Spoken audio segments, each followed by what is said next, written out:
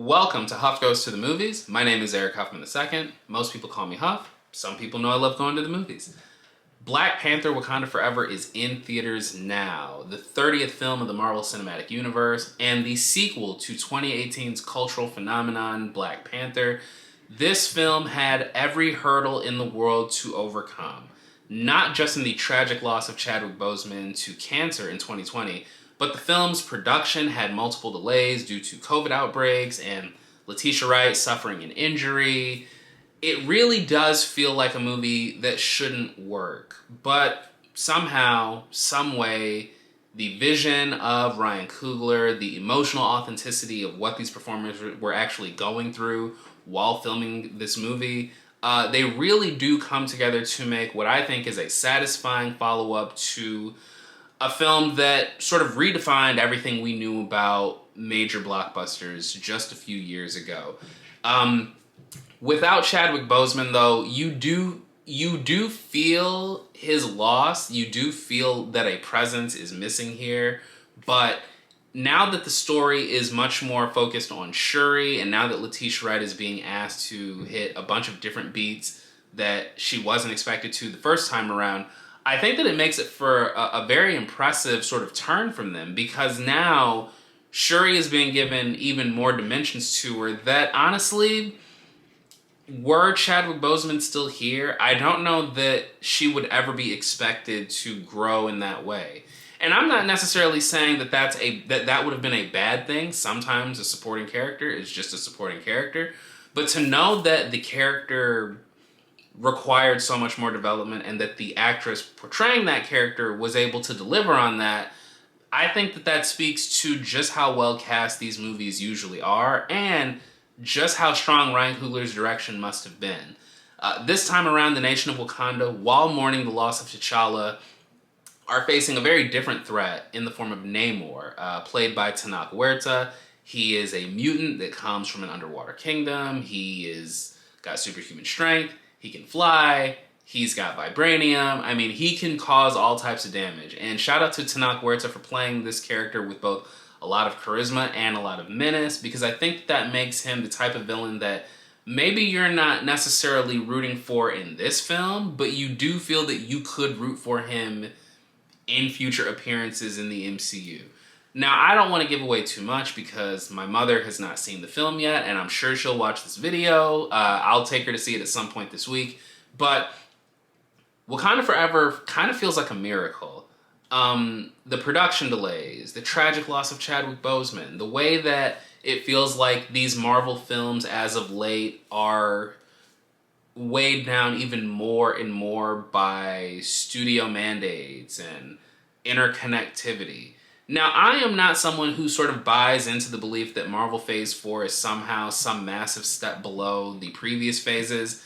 I think if you go through any individual phase of these Marvel movies, you'll see a handful of films that are not great. Some of them are not good. The Incredible Hulk, Iron Man 2, the first Thor, When you move into Phase 2, a lot of people are not fans of Iron Man 3. I like it quite a bit, but apparently people really do not like that movie. Thor: The Dark World, Avengers: Age of Ultron. I mean, at that point, I think we've seen more than enough of these movies that are not great. And so this expectation that they have to be these really high bar, should be Best Picture nominees is unrealistic and, in my opinion, a little silly. So while some of the Phase 4 films have been a bit more noticeably sloppy, I don't think that this film should be viewed as some savior for the Marvel Cinematic Universe. The Marvel Cinematic Universe is doing just fine. The films are making money, and more times than not, the films are getting mostly positive reception.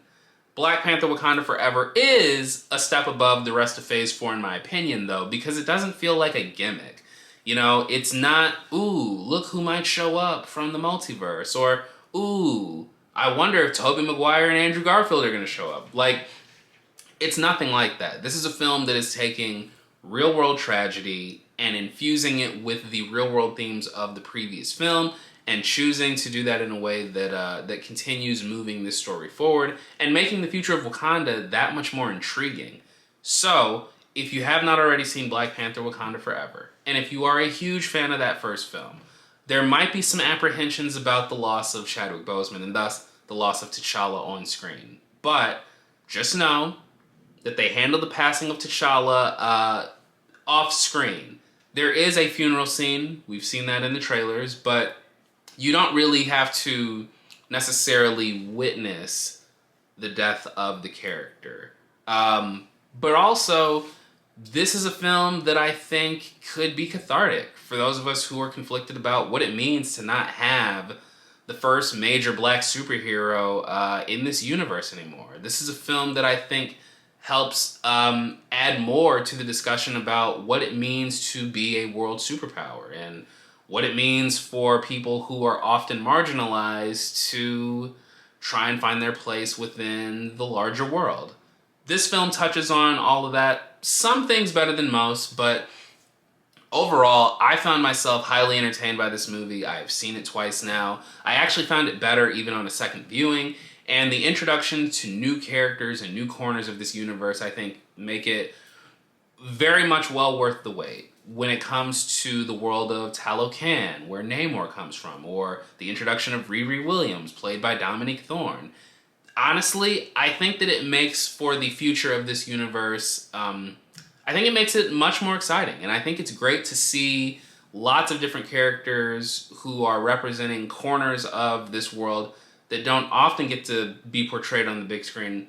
I think it makes this all the more fun, personally. So, hats off to Ryan Coogler. I think you guys did a very good job here. The film is a little long, but I think all these movies are a little too long, so what is that even really saying at this point? And as far as Angela Bassett is concerned, I know there have been some talks about her being a potential nominee for the Best Supporting Actress Oscar. Yeah. I think it'll happen. Do I think she'll win? I don't know if I can say all that. But a nomination, I think you might go ahead and lock that in. And the same goes for the costume designing work of Ruth E. Carter, who won an Oscar for the first film, as well as production designer Hannah Beachler, who also won an Oscar for her work on the first film. So that is all I will say about Black Panther: Wakanda Forever. Hopefully I haven't given away too much of the film. I mean, at this point, I feel like everyone knows that T'Challa is not being recast, and they know that Namor is the villain, so okay. But if you like this video, please do hit the thumbs up. If you have not already, please do subscribe to the channel and hit the bell. That way you can be notified about all my videos coming out on the channel, whether they're reviews or movie news, opinions, things like that. And as always, thank you to those who support the channel. Love you very much. Black Panther: Wakanda Forever, in theaters now. See it. Stay sweaty, my friends. All that good stuff. I will see you at the movies. Peace.